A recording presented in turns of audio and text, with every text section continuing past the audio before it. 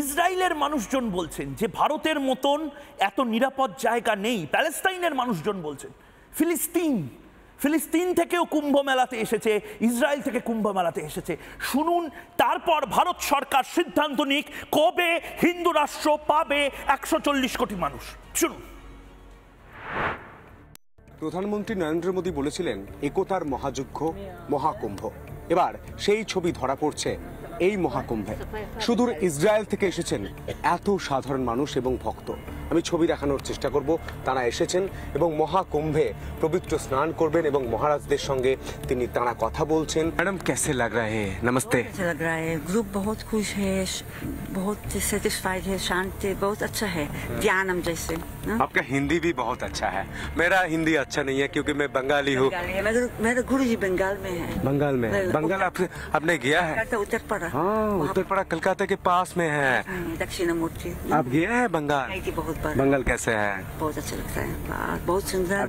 दक्षिणेश्वर जगह अच्छा है। मिष्टी दोई, रसगुल्ला सब चीज बहुत अच्छा। गुड़ संदेश भी खाया है आपने? और क्या? तो डुबकी लगाएंगे? धूप लगाया थोड़ा। हाँ, अभी अब हम लोग संगम से आया। महादेव हर हर गंगे। चलिए करेंगे। हर हर महादेव, हर महादेव, हरे हरे गंगे। हर हर महादेव हर हर गंगे। ইসরায়েল থেকে যারা এসেছেন তারাও একই সুরে কথা বলছেন, এটাই তো একতার মহাকুম্ভ। ভিডিও জার্নালিস্ট প্রণয়ের সঙ্গে সন্তু, রিপাবলিক বাংলা। আমার কিছু বলার নেই, আমি এতটাই আবেগপ্রবণ হয়ে যাচ্ছি, আমার কিছু বলার নেই। এবং আমি সঞ্জয় শাস্ত্রীর কাছে যেতে চাই। সঞ্জয় শাস্ত্রী, আমি বলতে পারেন রাগ হচ্ছে, বলতে পারেন এই মুহূর্তে আমার বিরক্তি লাগছে যে আপনারা এই করবেন ওই করবেন, এই মিছিলে যাব ওই মিছিলে যাব, আজ এই কর্মসূচি কাল ওই কর্মসূচি। আরে সমস্ত কিছু ছাড়ুন, মকর সংক্রান্তির দিন আপনারা আপনাদের সংগঠন থেকে চিৎকার করে এটা বলুন যে আমরা হিন্দু রাষ্ট্রের জন্য কাজ করছি। কিসের জন্য হিন্দু রাষ্ট্র করে অন্য সময় চিৎকার করেন, যেখানে সাধারণ মানুষ চিৎকার করে বলছে আমরা হিন্দু রাষ্ট্র চাই। ইহুদিরা বলছে, প্যালেস্তাইনের হিন্দুরা বলছে, রাশিয়াতে যারা আছেন তারা বলছেন হিন্দু রাষ্ট্র সবচেয়ে কমফোর্টেবল, মায়ের মতন কমফোর্টেবল, নিজের ঘরের বিছানার মতন সবচেয়ে আরামদায়ক। এই হিন্দু রাষ্ট্র কবে হবে? উত্তর আছে আপনার কাছে? দেখুন, একটা সন্তান মায়ের কোলে জন্মায়, তারপরে মা অচৈতন্য হয়ে পড়েন। জন্মাবার পরে যে ধরেন তিনি হচ্ছেন ধাত্রী মাতা কোলে নেন, তারপরেই যিনি কোলে নেন মৃত্যু পর্যন্ত তিনি হচ্ছেন ধরিত্রী।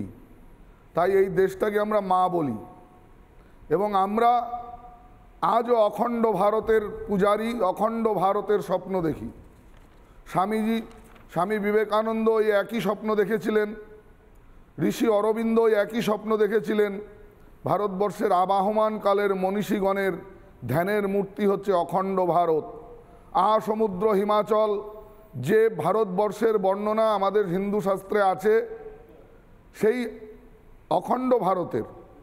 এবার কিছু অবাধ্য ছেলেপুলে, মা বাবার অবাধ্য ছেলেপুলে বাড়ি ছেড়ে অনেক সময় চলে যায়, আবার নিজের ভুল বুঝতে পেরে নিজের বাড়িতে চলে আসে। ব্যাপারটা ঠিক সেই রকম। মূলত ভারতবর্ষ হিন্দু রাষ্ট্র ছিল, আছে, থাকবে।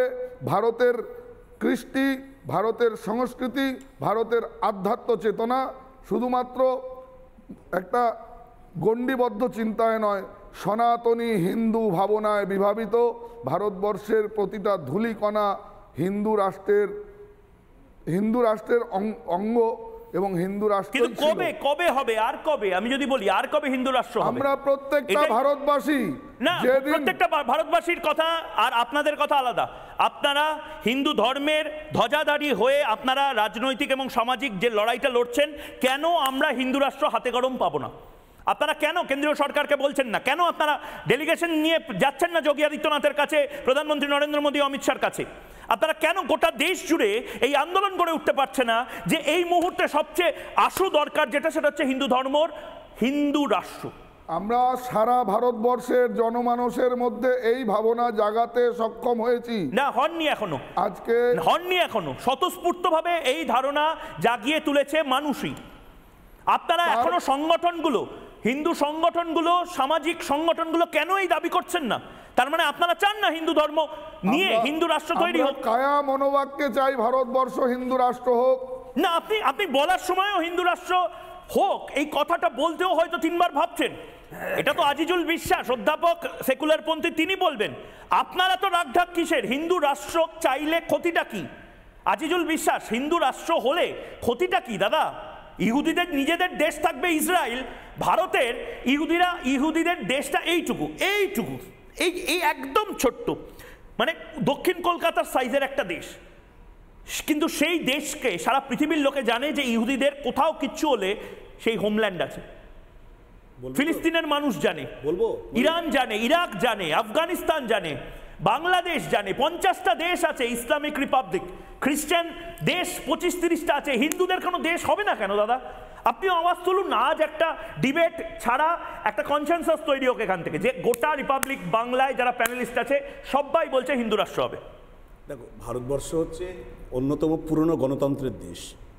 ডেমোক্রেসির একটা গুরুত্বপূর্ণ মানে কম্পোনেন্ট হচ্ছে যে সংখ্যাগরিষ্ঠের মতামতটাই সকলের মতামত রূপে গৃহীত হয়।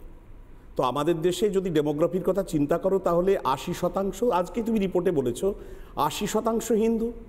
সুতরাং সকল হিন্দু যদি চায় তাহলে হিন্দু রাষ্ট্র হতেই পারে। এবার যদি বলি যে এইটা করতে গেলে সংবিধান পরিবর্তন করতে হবে, সাংবিধানিকভাবে হতে হবে, তাহলে সংবিধান পরিবর্তন করলে আমাদের দেশের পার্লামেন্ট, উচ্চকক্ষ, নিম্নকক্ষ এবং এতগুলো রাজ্যের যে বিধানসভা আছে সবগুলোতে সংবিধান পরিবর্তনের জন্য তোমার পাশ করাতে হবে। না, সংবিধান তো এর আগেও পরিবর্তন হয়েছে। ইন্দিরা গান্ধী তো ধর্মনিরপেক্ষ শব্দটা ঢুকিয়েছেন। এবার হিন্দু রাষ্ট্র সংবিধান তো পরিবর্তন হয়েছে, এটা আপনারা বলেন না। না বলি, ভারত কখনোই ধর্মনিরপেক্ষ দেশ ছিল না, সেকুলার কান্ট্রি ভারত ছিল না। ভারতকে জোর করে সেকুলার পন্থী বানানো হয়েছে। ধর্মনিরপেক্ষ কথাটাই তো একটা ভোগাস ওয়ার্ড। সঞ্জয় বাবু, আমি বলিনি, আমি যেটা বলছি এই যে সেকুলার পন্থী মানে কি? না আমি সেকুলার কথা বলছি না।